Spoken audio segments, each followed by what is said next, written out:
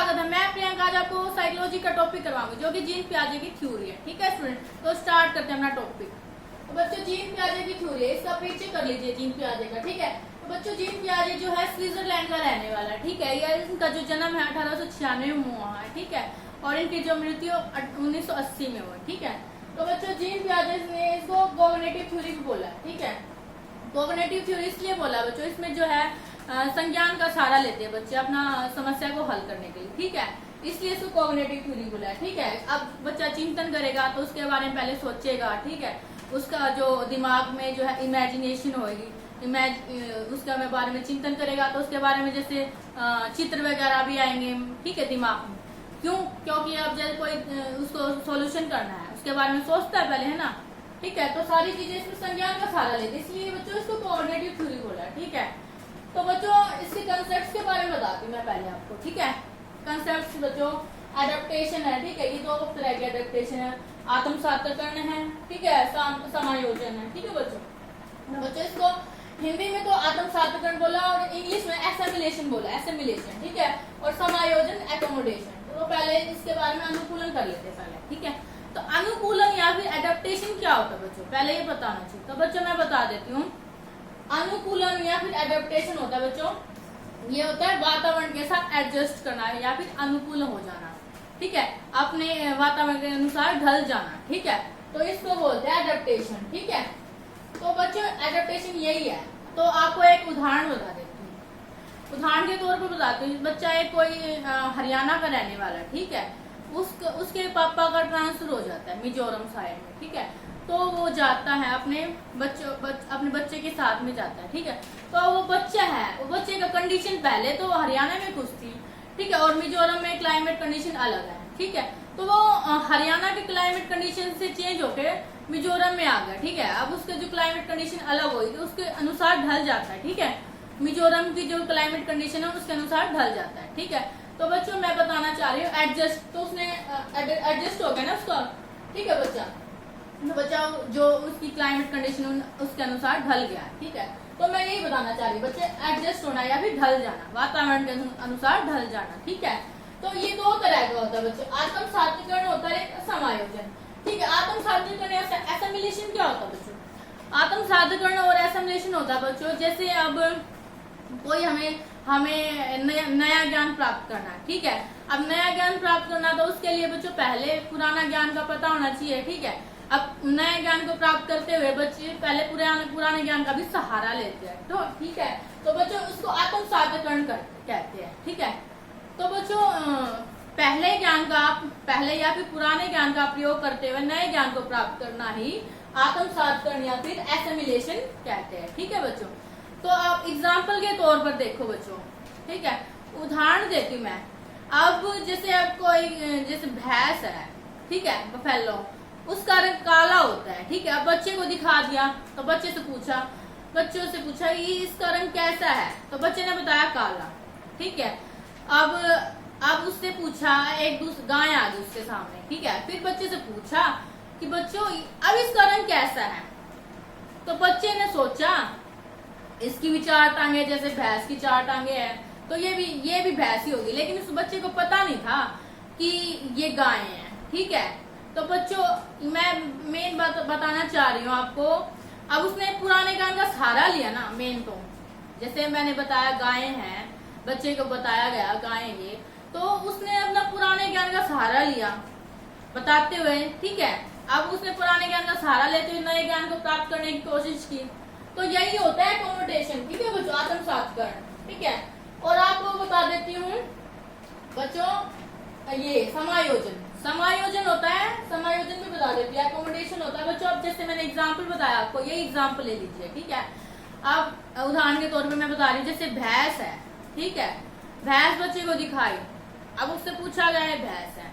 ठीक है, फिर दोबारा उससे गाय आ गई उसके सामने, फिर उससे पूछा गया बच्चों ये क्या है, तो बच्चे ने भैंस बताया। ठीक है, फिर बच्चे को बताया गया ये गाय है बच्चों। ठीक है, तो उसने सोचा और फिर उसको पता चल गया गाय है, तो अब उसने अपने दिमाग में जो है अलग इमेजिनेशन की। ठीक है, अब उसने जो है जैसे उसने भैंस का रंग काला होता है, ठीक है, तो उसने देखा गाय का रंग तो सफेद होता है। ठीक है, तो उसने अपने जो पुराने ज्ञान में परिवर्तन करके नए ज्ञान को प्राप्त किया। ठीक है, अब पुराना ज्ञान क्या था, भैंस का रंग काला है, अब नया ज्ञान क्या है, गाय का रंग सफेद है। ठीक है, तो बच्चों यही है समायोजन जो होता है, नए ज्ञान को प्राप्त करके पुराने ज्ञान का परिवर्तन करके जो नए ज्ञान को प्राप्त करना ही समायोजन है। ठीक है, तो बच्चों आपको पता चल गया। आगे बच्चों स्कीमा क्या है, नॉलेज। नॉलेज बच्चों आप कोई समस्या को हल करते हुए अपने ज्ञान का जो निर्माण है, जैसे अब कोई समस्या हम हल करते हैं। ठीक है, हल करते वक्त जो अपने ज्ञान का सहारा लेते हैं, ठीक है, नॉलेज का सहारा लेते हैं, तो हम उसको स्कीमा बोलते हैं। ठीक है, अब जैसे कोई समस्या है मेरे को हल करनी है। ठीक है, अब जैसे उदाहरण के तौर पर मेरे को जाना है दिल्ली जाना है। ठीक है, तो उसके बारे में अब मेरे को दिल्ली जाना है। ठीक है, अब मैं उसके बारे में ज्ञान अपने दिमाग में सोचती हूँ। ठीक है, अब उस दिमाग में सोचती हूँ तो मैं अपने ज्ञान का सहारा ले रही ना।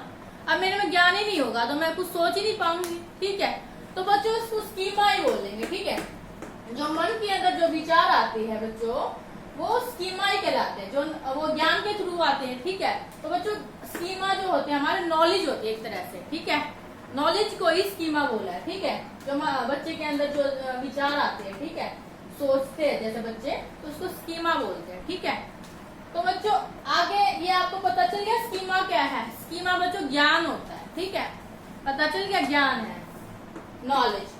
अच्छा बच्चों इक्विवेलेशन क्या है, साम्य धारणा क्या है बच्चों। साम्य धारणा बच्चों ये है आत्म साधपूर्ण समायोजन के बीच जो है संतुलन बनाना। ठीक है, उसको बोलते बच्चों इक्विवेलेशन या फिर साम्य धारणा। ठीक है बच्चों, और आपको बता देती हूँ इनका जो हिंदी में और इंग्लिश में दोनों में पता होना चाहिए बच्चों। ठीक है बच्चों, तो बच्चों आगे बताती हूँ मैं मेंटल ऑपरेशन क्या है बच्चों। फोर्थ हमारा मेंटल ऑपरेशन या फिर मानसिक सक्रिया।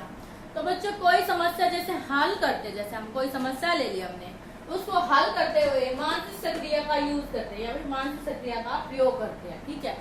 ठीक है बच्चों, अब कोई समस्या मेरे को हो गई तो अब जैसे मैंने अब आपको एग्जाम्पल बताया, जैसे मेरे को दिल्ली जाना है। ठीक है, तो हम जो अपने दिमाग में जो सोचते हैं, ठीक है, सोचते तो वो मानसिक सक्रिया होगी। ठीक है, हम कैसे जाएंगे दिल्ली। ठीक है बच्चों, तो ये होगा मेंटल ऑपरेशन या फिर मानसिक सक्रिया। या मानसिक सक्रिया होता है बच्चों सोचना। ठीक है, अपने दिमाग में सोचना। ठीक है, मानसिक सक्रिया। ठीक है बच्चों, आगे स्कीम्स या फिर स्कीम्स हिंदी में बोलते हैं इसको स्कीम्स है। ठीक है बच्चों, तो स्कीम क्या होगा बच्चों, स्कीम होती है मैं बताती हूँ स्कीम के बारे में।